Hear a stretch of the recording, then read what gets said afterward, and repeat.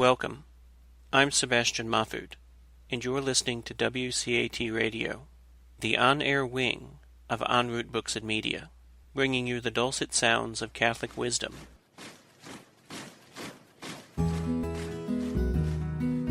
Welcome to the Catholic Mama, where you'll learn how to deepen and defend your faith, find comfort as we share the vocation of parenthood, and learn how to raise your children confidently Catholic. I'm your host, Christine Mooney Flynn. Let's get started. Welcome. Hello and welcome back to the Catholic Mama. I am your host, Christine Mooney Flynn. Thank you very much for listening, whether it is early in the morning on your way to work, the middle of the night because you can't sleep and you just are so soothed by my voice, or the middle of the day. Who knows? Thank you for listening. That's it. Goodbye. No, today, once again, because back by popular demand, and because he lives in the same house as me and I can rope him into all of this, is my husband, my sweet husband, Patrick Flynn. Hello, husband. Hello. I'm glad that you've decided to have your husband on again. He is my favorite guest. My favorite guest. What? Second favorite guest. No. So, what are we going to talk about? I know what we're going to talk about. We are going to talk about that thing that we discussed. Remind me what it is. So, every morning, except for this morning because my alarm didn't go off. A funny thing, on the iPhone, you can set your alarm, but if you don't set it for every day, like you actually have to click every day. I don't know what day it goes off, but I had an alarm set, a new one, for 4:30 instead of 4:45 because the kids have been duping me and they've been getting up so early. So I said, well, I'll play this trick on them and I'll get up even earlier. Somehow I'm losing on all of this. So I set the alarm and it never went off. I guess setting an alarm, it's not, you have to set it for every day. I don't know. It was not easy. I thought you just set an alarm.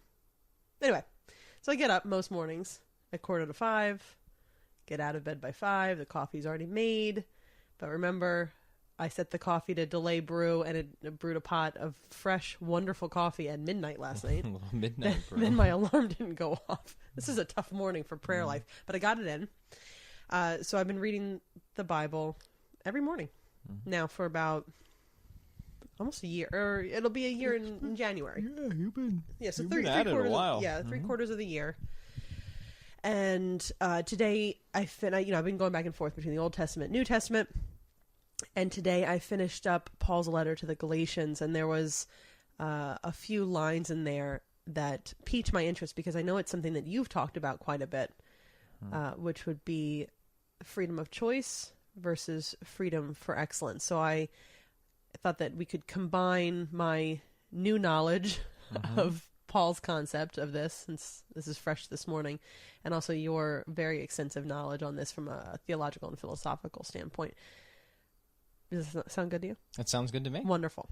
But first off, I do want to mention this because I did mention the other day the fact that I'm reading the whole Bible, and I'm planning on doing this within the year. Somebody had asked if I'm following a plan. So real quick, I just want to say I sort of am. When I first started reading the Bible, it was actually, was it the King James, that really pretty one that you bought? From Barnes & Noble. Yeah, okay. It's a Barnes & Noble Bible. It has pictures in it a little bit. Yeah, okay. So that was sitting on our little counter for a month or two, in I think maybe December, January, and I started reading through it, and I had Post-it notes that I would just write questions down. And it's not a study Bible, and I realized that I needed a study Bible. So the first one I found, because at this point we weren't Catholic, it was a Protestant one, the Quest Still Bible. awash in heresy. Awash in heresy. So I started reading the Quest Bible, which actually is very readable and very interesting. But then as soon as we became Catholic, I realized that the Protestant Bible, one, is ordered differently, but also is missing whole books that the Catholic faith includes in their Bible.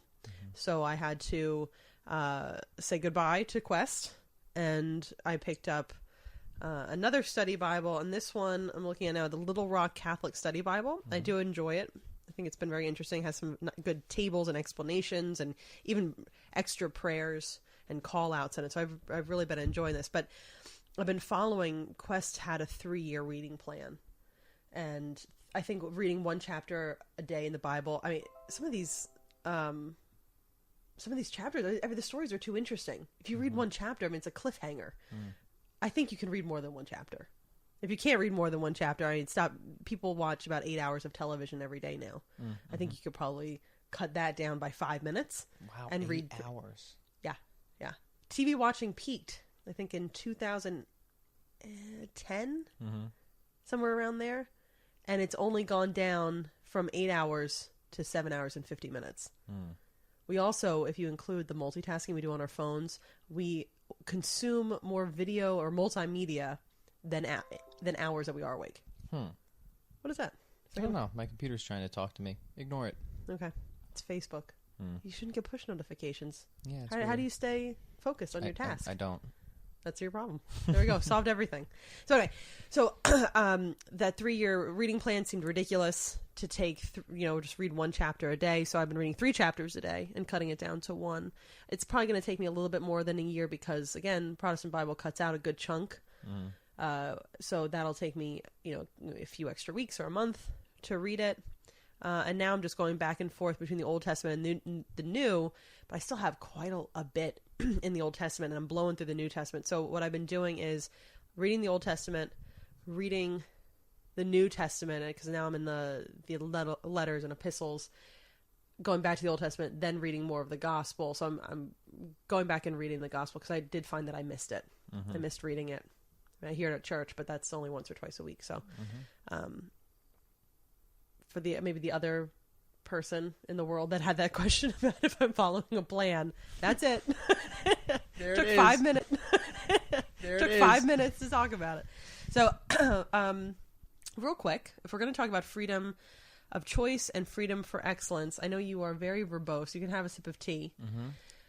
You're very verbose. But I would like to keep this episode to about 3 hours. So Says the woman who just went on a 5-minute diatribe. it's my podcast. Yeah, I mean, it's sure right. But it's just a little pot kettle. Nice to meet you. Well, again, it's my podcast. I am the Catholic mama. Goes on huge rant and accuses the quiet person of being too verbose. You've been talking for the whole weekend. I was giving you a break. I'm just sitting here minding my I piece. know, but you were at an all-weekend I event. appreciate it, yeah. And I thought that I would just carry the load for the first, where are we? 5 minutes. Yeah. 7 minutes. You're welcome. Well, thank you. I'm thoughtful. Yes, very. So in Galatians, and I know it's elsewhere in the New Testament, there is a lot of conversation between what is slavery, what's freedom.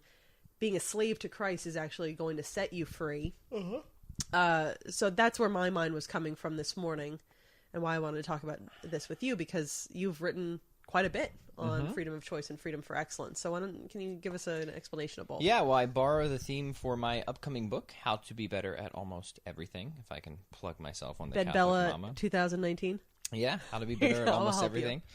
And I borrow that great Catholic tradition. It is a great Catholic tradition of contrasting what we might call autonomous self-direction or liberty, the ability to sort of self-rule or choose your own way in life, with this other type of freedom, which we call freedom for excellence. And it has roots. This concept has roots in Aristotle and some of this as well. And it's pretty simple to explain. We look at the first type of freedom. Liberty, okay, most of us would agree that's a good thing. Like, don't tread on me, you do your thing, I'll do mine. Yeah, okay, that sounds like a decent way to kind of organize society. But that may be a sufficient, but it's not a necessary means for happiness or human flourishing. With autonomous self-direction, with people's ability to choose, comes the risk that they may choose poorly. And what the Catholic tradition has helped to establish and bring forward, and also what's a big part of natural law theory and virtue ethics or whatever, is this concept of freedom for excellence. And the way to think about this is freedom for excellence is the disciplining of the desires to make the good at first accessible and then effortless. So I'll say it one more time. Freedom for excellence, is the desires to make the good at first accessible and then effortless. So what this actually has to do with is you have the freedom to live how you want, but there are some ways in which you should live that are better than others. There are some desires that should be disciplined and need to be disciplined in order to make what is good, what is good and true and beautiful, first accessible and then effortless. And this again has roots back to Aristotle and the idea of virtue ethics. The virtue is something that is really a habit. It's something that's developed over time. Just one virtuous act doesn't make you a virtuous person any more than one good random return in tennis makes you a good tennis player, right? It's something that really needs to be developed and practiced over time. That's a lot of what morality is. And in a theological sense, in the Catholic tradition and natural law, it's very similar. Morality is not just, and we've talked about this before, is not just some arbitrary set of rules that God gives us to ruin a good time, right? It's a blueprint. It's a way for us to really flourish as human beings, to live the good life. So it's like, okay, you can choose to live however you want. You can break this moral law, if you will, but there are repercussions in doing so. But if you follow this moral law, if you follow this set of instructions, if you develop this virtuous character and behavior, if you seek freedom for excellence, then you are going to attain flourishing and happiness. So that's my opening statement. It's very nice. Can you give a very practical example? Yes. An everyday example. Yeah, so freedom for excellence is this. I can play the guitar however I want. Okay? I could hold it upside down. I could play it with my tongue. It might look interesting, but it's not going to sound very good, right? There's somebody help me to develop the types of skills to express myself at a higher pitch, and not just musically, but I mean like metaphysically express myself at a higher pitch. So on the guitar, I don't have the freedom to play what I want on the guitar just by deciding I want to play the guitar. I gain the freedom to express myself on the guitar by disciplining myself to practice it a certain way. Right, so you can say, hey, I want to play Stairway to Heaven. I'm going to go do that if you've never touched a guitar Interesting before. Song choice, yes. Right. Better than Highway to Hell. But I just feel that's always, isn't that the most requested or played one? So that's it. Is like we can gain freedom for excellence. So we have so much potential. A lot of it is about actualizing so much of our potential. But to gain, like I have the freedom right now to learn Greek, but I don't have the freedom to speak Greek because I don't know Greek. I would have to discipline myself to gain access to that freedom of expression. I would have to discipline myself to gain access to that freedom of expression. I would have to disciplined myself to gain the freedom to express myself on the guitar at a high technical level. Same thing with any skill or whatever. Well, morality and virtue works the same way. You have to discipline yourself to make the good, the moral good, human flourishing, at first accessible, at least possible, right? Just knowing what the rules of the game are, knowing what is good to begin with, and then practicing that consistently until it becomes effortless. Like guitar playing, right? The idea is, okay, it's one thing to make it accessible, but we want to get so good at it that it becomes effortless. Right. So you're temporarily restricting your freedom in order to express greater freedom along with the skill developed. That's exactly it. So I'm not playing the guitar however I want to play the guitar. There are objectively better ways to practice and play the guitar if I want to be a good guitar player. And we can say the same thing about the human, be a good guitar player. And we can say the same thing about the human person. There are objectively better decisions you can make in life, morally, and then this is where the virtues come in, to be a good person. And it just so happens that these types of virtues are what contributes to what Aquinas would call imperfect happiness here on earth, getting as close to the perfect happiness that is reserved for heaven alone. So freedom for excellence is trying to obtain imperfect happiness. Yeah, but human flourishing is perhaps a better word than because the term happiness has been used in so many different. Eudaimonia was the word that Aristotle used originally. So I think flourishing is probably more appropriate than that, because so many people equate happiness with just some like flooding of dopamine these days, and that would be the wrong way to think about it. Right, because initially when you are deciding to practice the guitar instead of, you might not feel very happy. You might be suffering in a psychological state. Same thing, if I'm doing a very hard exercise, I might be in physical pain. Hopefully like a good physical pain. Transformative suffering. But yeah, I'm not experiencing just just a wash in serotonin necessarily. So again, the right way to think about it, and Aristotle was very good on this, and then Aquinas helped develop it too, is happiness is not just something that you can look at any one moment in time. To say that somebody had a good life really is only something that you can, or led a happy life is according to these great thinkers, only something you can assess when it's done, like a symphony, right? The only way you can say that it was a good symphony is at the end of the performance. It's got to be taken as a whole. Same thing with a life. So to develop a good life, to have a good life like a good symphony, this is where the idea of freedom for excellence comes in. We discipline the desires. We realize that some things are better for us than others. Obviously, a lot of those do have to come down to putting off the instant gratifications for the long-term good, and we orient ourselves around these virtues to build the type of character that will cause us to flourish, that at the end of our life, we can say, yes, that person led a good life. In trying to be a good person, lead a good life, I mean, do you have to go all in all the time on the one thing? I mean, how do you spread this out? How do you decide what you should focus on at a certain time? Or Yeah, well, I think that's where we can get into some of the virtues that are helpful. And Aquinas, was, again, really good on this. He gave us he helped to... We can start with the 4 cardinal virtues into 3 theological virtues. And the first of the 4 cardinal virtues is prudence, which is practical wisdom, using the experience of the past to make a good decision in the present for a better outcome in the future. So you can think of prudence as having 3 faces. So that kind of answers your question. It depends. Where are you in life?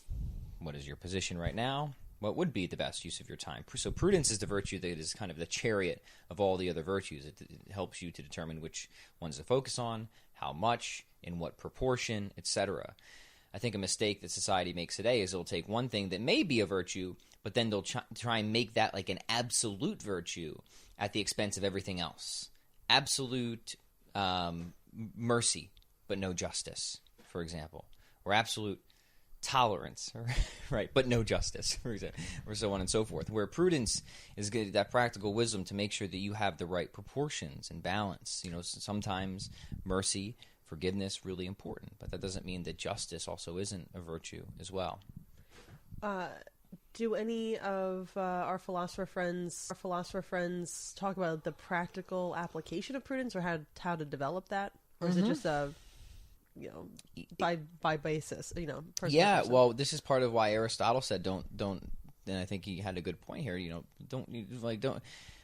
Moral studies, virtue development isn't necessarily a game for children because they don't have enough practical wisdom yet.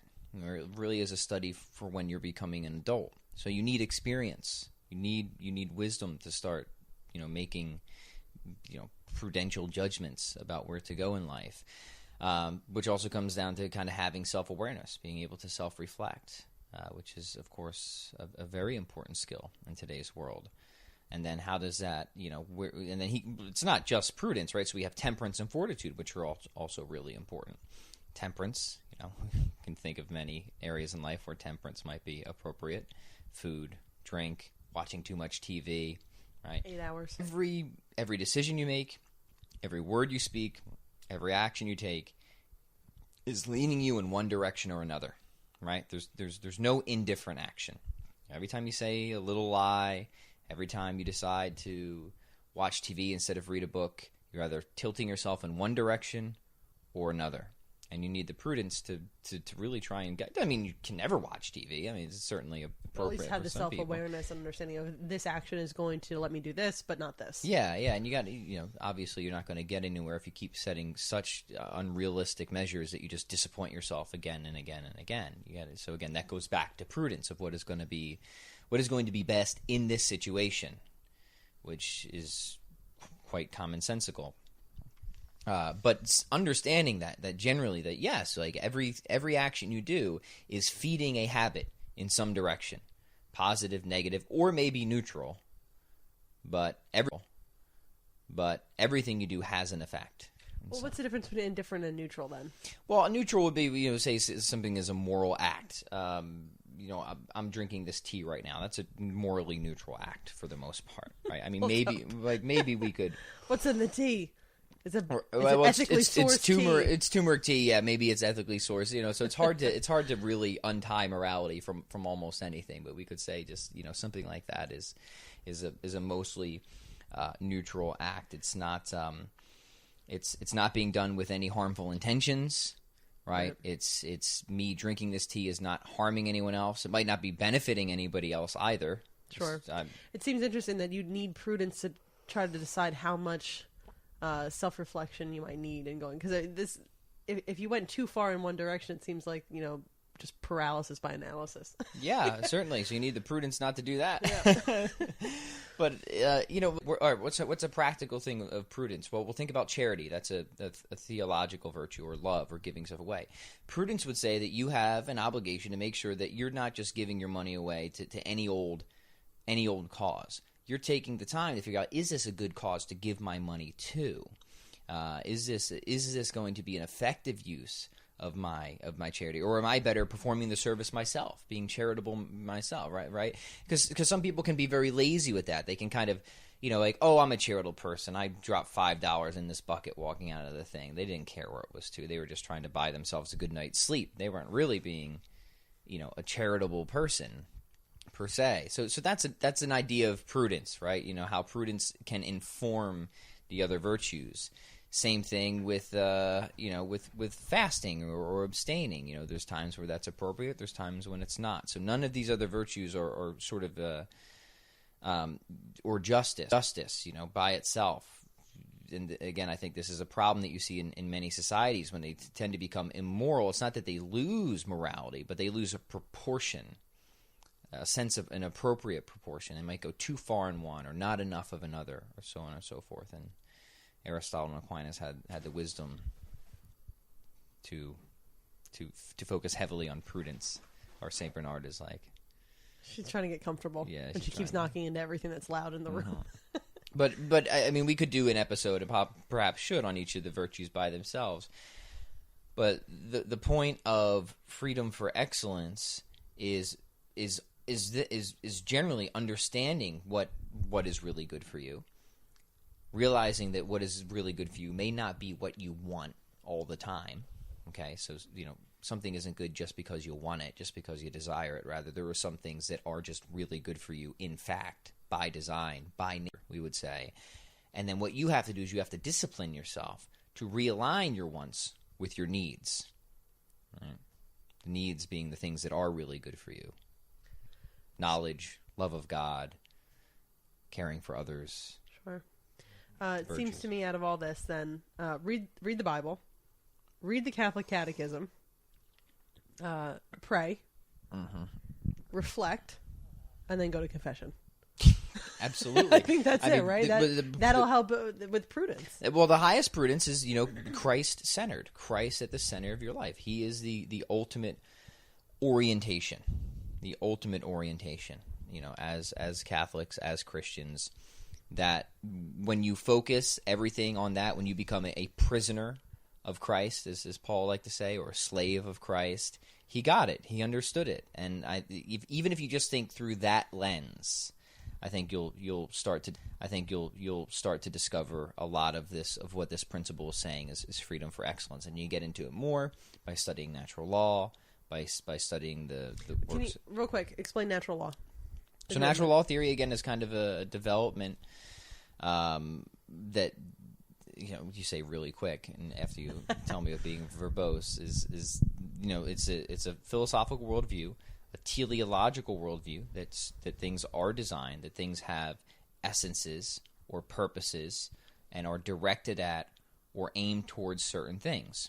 And what you can do is, but through deep armchair thinking, like Aristotle and Aquinas did, by understanding what something is and what it is for, you can figure out what is good or bad for that thing. So, the simple example, the classic one that they say, and a saw is most a saw when it's sawing. It's good for a saw to saw. Now, a saw is an artifact. It's something that humans make when it's sawing. It's good for a saw to saw. Now, a saw is an artifact. It's something that humans make, so it isn't a great example. like I said, a squirrel is obviously meant to... Wow, the dog is going crazy right now. She's also passing gas. She's passing gas, yeah. Okay, a Saint Bernard is made for farting, so... Right, and but for example, a dog is made for nursing pups, right? So like that is part of a dog's teleology. It's part of its final cause is to procreate, nurse pups. So if there's a dog that can't nurse pups or doesn't nurse pups, we say that's a worse dog. That's a bad. There's something defective about it. We can make a judgment on its quality. Now she's just looking at us. With I don't think she likes you. face. You're a good dog. Now we don't pass moral judgment on it because dogs aren't moral agents like humans are, but humans are moral agents, and we can say, well, what is a human? A human is a rational animal. We're meant to use our powers of reasoning to seek what is really good. That we do that, we're coming in line with our final cause. Now our highest good is God. That is the ultimate good that we should be seeking above anything else. So it is good for us to seek knowledge in a relationship with God above all other things. But there's other things that are good for us too, proximate goods and ultimate goods. So that's a very insufficient but brief summary of a very rich philosophy. I think if we were in an elevator, that would have been like 4 floors. It's pretty good. But it's really important in today's world because it's from natural law philosophy that you get good, strong, rigorous philosophical arguments where you don't need to point directly at the Bible, but for things like why same-sex marriage just doesn't make any sense. It's disordered, right? There's a final cause for the sexual organs, right? There's something that going to make me blush, that the penis is supposed to do, that the vagina is supposed to do. How do you know these things? And to frustrate these things is not good, right? That sex is supposed to be both unitive and procreative, right? Same thing with transgenderism.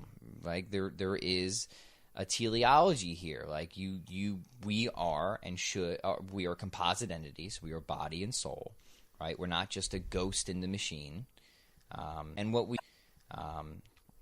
so certain people come into the world and have disordered behaviors. I certainly don't want to limit it to just people who struggle with issues of gender or sexual orientation. We all have disordered behaviors on some levels. Some people might have disordered behaviors towards eating too much or drinking too much or heterosexual sex, right? We all have our own issues. And what we have to do, again, is discipline our desires to make sure that we're not just going for what we want, but taking a third-person perspective and saying, okay, what is really good for us? Put my feelings aside from it, because we all have feelings of things that are like, I had feelings when I was young to just eat a bunch of candy and play video games all the time. Nobody would admit that was really good for me. And nobody would entertain the argument, well, this is what I want. I'm just being my authentic self, right? They would have laughed at me, and they should have. Well, that's the same thing when somebody says that the whole transgender stuff. I'm just trying to be my authentic. Give me a break. Be your real self, your ontologically grounded self, as made in the image and likeness of God. You don't want to dismiss the struggles that people have. Those are very real. But we got to get back to a teleological worldview and understand, no. Like, you are an infinitely precious and valuable human being. And you're made in the image of likeness of God. There are things for you that are really good for you, and there are things that are really not. And this goes for everybody, and we have an obligation to figure those things out. And we can figure those things out through the help of Scripture, but also through natural law. And there you have it, Scripture and reason. Faith and reason work beautifully together. This isn't a one or the other. And Both in. Beautiful. Now, you did plug your book a little bit at the beginning. How to be better at almost everything? How to be better at almost everything. So at the beginning of the book, so it's a book about skill development, and the thesis of the book is that the argument that I make is that in today's world, you're better off being good to great at many different skills and learning to stack and combine those skills to form creative and competitive advantages in life, rather than just trying to be the best in the world at any one. So it's a book on skill development. It's a book on skill stacking. It's geared very much towards business owners and entrepreneurs, but I think anybody will find it interesting, especially if you just want to gain freedom for excellence. And I open up the book with this concept of freedom for excellence, that as humans, we are meant to seek the good. There's many good things that we can and should seek in life. God is the highest. But along those lines, there's many other great ways to express ourselves, creatively especially. Many different skills that we can obtain that all give glory to God. Wonderful, that God gave us the ability to have abilities, and that we should develop those and express those. So How to Be Better at Almost Everything. Is it It's on pre-orderable? Amazon. Okay, Amazon. For pre-order. Yeah. It comes out in just January or December? January. Officially, or does Amazon start early? Oh, it's official. Well, I mean, like, do they send it out early? I don't know what they do. I don't know. That's a Okay. good question. Well, I'll put the link in the show notes. So at least that'll be there. I've read the book many times. I don't know why I even struggled to say the title of it. I think I forget where the almost goes because it's in parentheses. I don't know. I think it's great. It's interesting to me, though. I've read it because I was your recreational editor before I went to the official editors. So I'll put that in the show notes.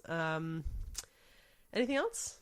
No, I mean, tapped you out? It's a very good topic, and is morality, freedom for excellence, and to see that like my mission these past couple months, especially for my audience, has been get to seeing that people have such a perverted view of morality. Either they just got it completely wrong, or they detest it. Like, oh man, God wants me to do these things, but you know what? Okay, so I'll do them sometimes, but maybe God's not looking right now. So, and that's the total wrong. Well, first off, God's omniscient. All right, so you're not getting away with anything, you crazy kid.